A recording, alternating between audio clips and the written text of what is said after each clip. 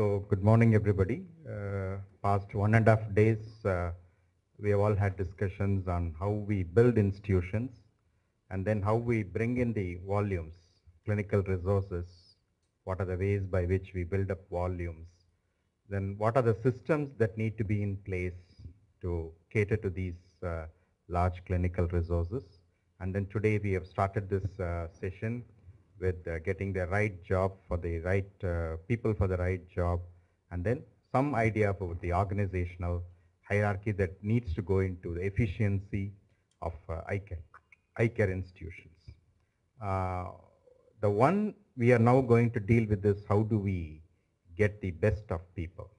And this aspect of manpower management and organizational leading organizations is at least as important as all the aspects we have now discussed. But this is one thing that is the most difficult of the lot. We could get all the resources that you need. You can hire the right people, but sometimes it's often difficult to get the best out of them. So we would just go into the details of briefly of what do we do as an organization, what does the human resource department do within the organization to try to attempt to get the best out of people. And this is not something that the human resource department does. Everybody within the organization, the leaders, their assistants, all the doctors involved, the department managers, supervisors, everybody at the different levels need to know how to manage the people below them and how to get the best out of them.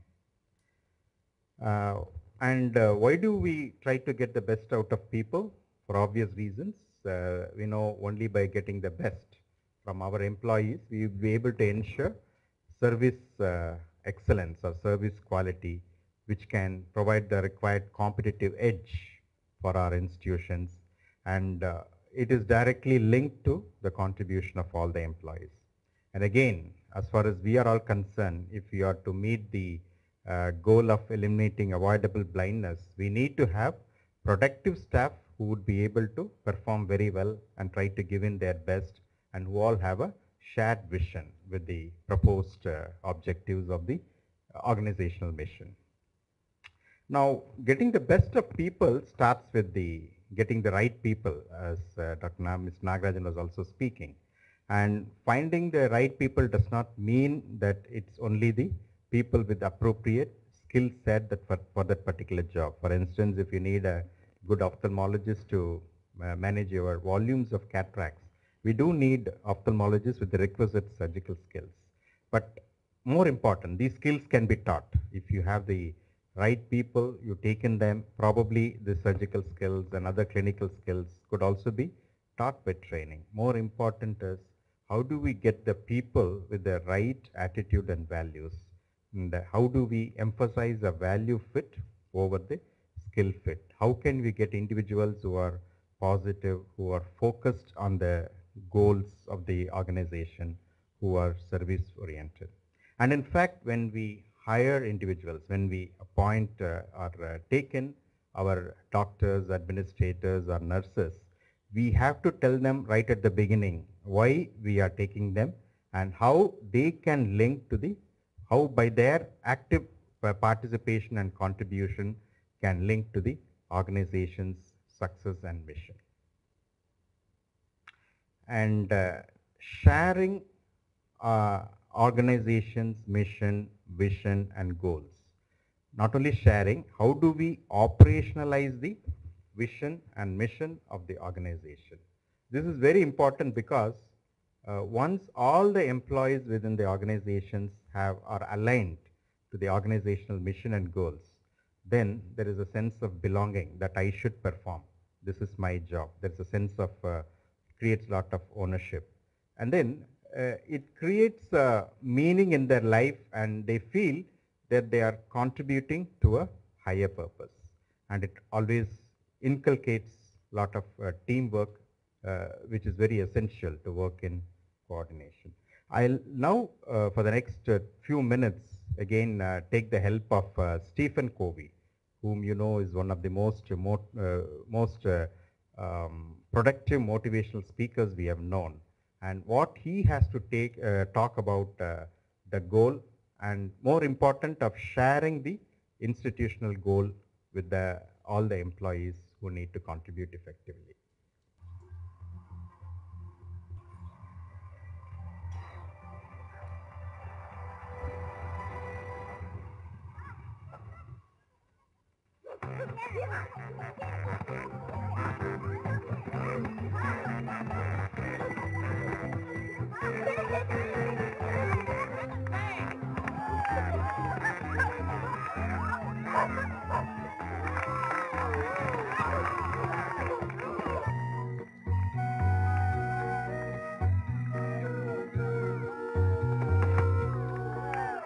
Spread out, everybody! Spread out! Sophie, sweetie, pass it to Trent! Trent! Okay, that's good, Okay, guys, remember, do the thing we practiced. Remember? No, not that thing. The other thing we practiced.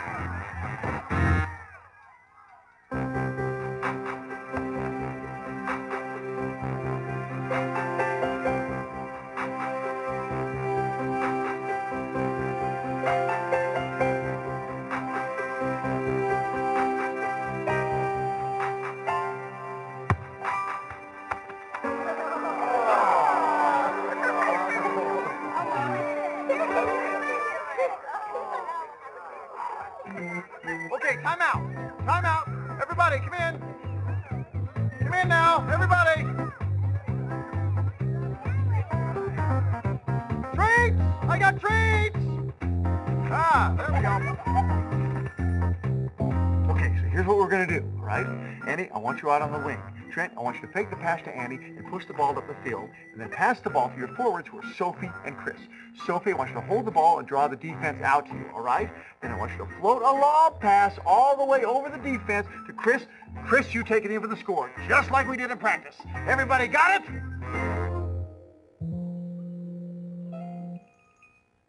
Let's go get him!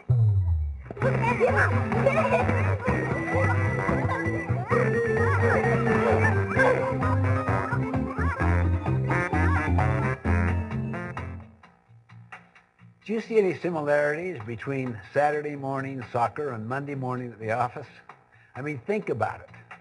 Too often, teams and organizations are unclear about the goals their top priorities really are. Coaches and players are simply not on the same page. What you get is everyone just kind of running around in all directions instead of working together toward the same goal. The inability to take high-level goals and strategies of an organization and then to translate those into action is a major problem in most organizations. It's one thing to come up with great strategies and goals, but it's quite another to actually get them done. This is what we could call the execution gap. In a landmark study done by the Harris Polling Group, we discovered some revealing statistics as to why execution breaks down and why goals aren't translated into action on the front line. First finding, only 15% of those surveyed can actually identify their organization's most important goals or top priorities. Either there are too many goals, or they change too often, or they simply don't have any. And in most cases, they are vastly undercommunicated.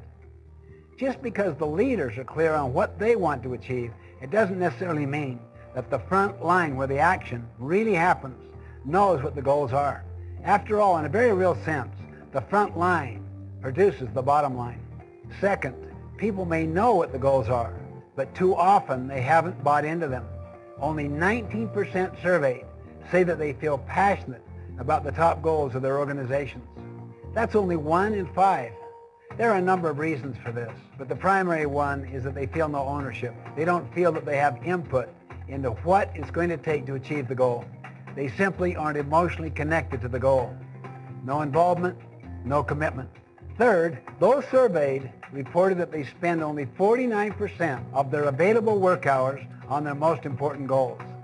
The rest of the time is spent on urgent, but far less important activities.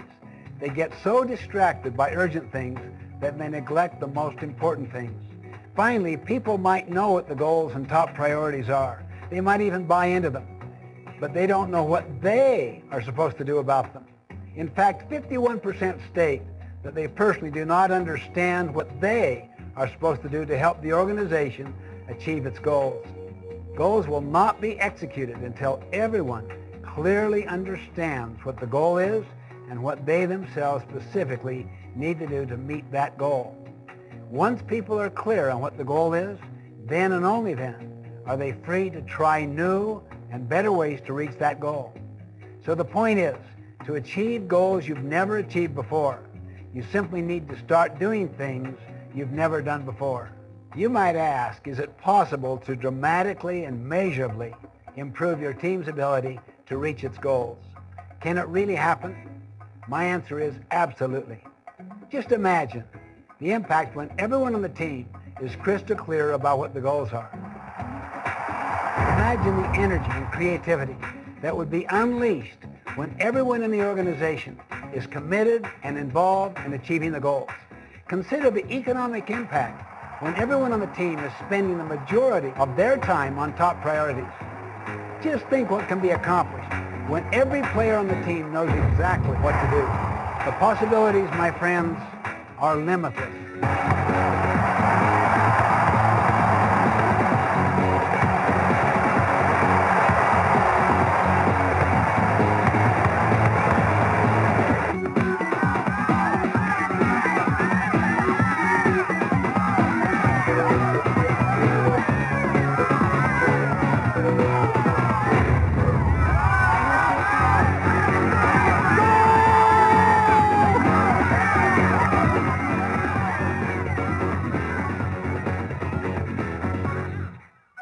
So that's about the importance of sharing what the leaders have, just to ensure that the entire organization is aligned towards the particular mission or goal that the leaders may have.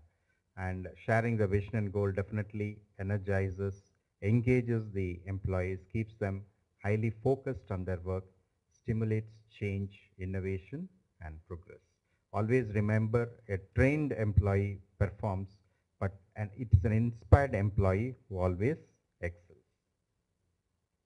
And then once we have recruited the right individuals and then aligned them to the mission of the institution, it's also important that we give them orientation as to not only understand what the institution stands for, but also, as Usha had mentioned, they have the right job clarity, delegation, the roles and responsibilities well understood.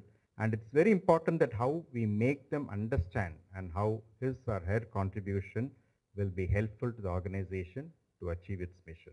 This is very important to make the employees understand right at the outset. And it is not just the organizational goals, but it's also important to talk to the employees and understand what their personal goal, what their personal mission is. And sometimes it is necessary to make them realize, help them realize what their personal mission and goal is. And it always pays to create a link between what they do at work, what they can best do at work, and ultimately how that work can help them achieve their goals. And it is always very productive to link the personal goals to a higher purpose. And this is, to just cite an example, Dr. V, our mentor and founder, always used to find time to talk to young doctors. And he talks to them, he never talks about what the organization is doing to eliminate blindness, what we should as a group to do eliminate blindness. All those things he never talks to them. He just talks to them about their capabilities, their capacities, how they are performing each day at work, how well or not they are doing the surgeries. And then he says, to achieve excellence in work, you should repetitively do the work more. If you want to become a good ophthalmologist, if you want to become good in surgery, naturally you have to do a lot more surgeries. You have to see much more patients to achieve the clinical skills required. And then he would say why it is important to attend camps. He says it gives you opportunity to see a lot of patients. It gives you opportunity to develop decision-making skills at a shorter period. He always used to talk about their personal achievements and goals, and through that he will try to achieve what the institution needs to achieve. So remember that purpose is one of the most powerful of motivators, and you should always try to inculcate not only their personal goals, but try to inspire your employees to live for a higher purpose than their own self. Does it all look abstract? Then equally important is how we invest in organizational culture and values. It's always been known by management gurus that lasting institutions founded by some institution builders which last beyond their generations are known to have what are known as cult-like cultures. And we always need to make our organization stand for something that the people believe in. And basically these culture systems are set of values for which we as a group or as an institution stand for. And it's important for us to ensure that our employees not just focus on the what, but more on the how. You give them some defined tasks. You just don't say what they are doing, but also how they are able to achieve this and insist on that. And strong organizational culture creates employees who are engaged, motivated, have a high morale and productivity, and this can improve a lot of the retention culture. In fact, most of the senior employees whom we talk to, they say one of the reasons why they stay back with our institution is the standard of values which we stand for and which we try to inculcate in all our employees. And not just in healthcare, in any institution if you take, culture would be one of the most important aspect. And I had an experience which I'll just share you for 2 minutes about 2 weeks back. I had gone to a departmental store, and I had, after purchasing and getting the goods, I gave them my credit card, and I just forgot to collect it. And I didn't realize this for 2 days. I realized it only when I went to the petrol bank, filled my tank, and the bill came for about 4,000 rupees. And normally I pay by my card and I don't have a cash. So when I looked at my purse, the card was not there. I didn't have enough cash. So I was feeling a little embarrassed. So I just went to the manager and talked about my difficulty. And he said, well, you can just go and bring back the money tomorrow. So I went back to the grocery where I had left the card. And I didn't believe that I would get back my card. But to my surprise, the employee who had collected my card had it with them and had given to the manager. And I had just called in the employee to appreciate him. But the manager said, this is the culture they tried to build in their organization.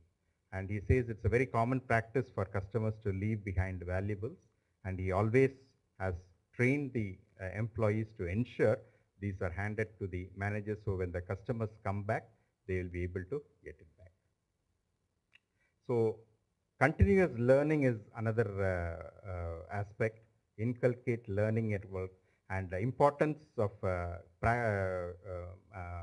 developing employee development through training. You give them continuous training to improve their skills and techniques.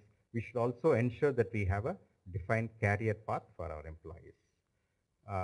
Always create an environment where employees are empowered and they are continuously engaged with the work, and they are empowered to take decisions. They are giving enough authority and delegation autonomy to take their own decision at all levels, and they should be given opportunities to develop and grow at every level. Performance evaluation and feedback, you always tell how they are performing and how best they can further improve on their work. We'll also try to keep the employees well engaged. Recognition is again very, very important. It energizes and motivates the employees and tries to build a high retention culture. I have a very beautiful movie clip to explain why appreciation at work is very important, but for lack of time, I won't be running it.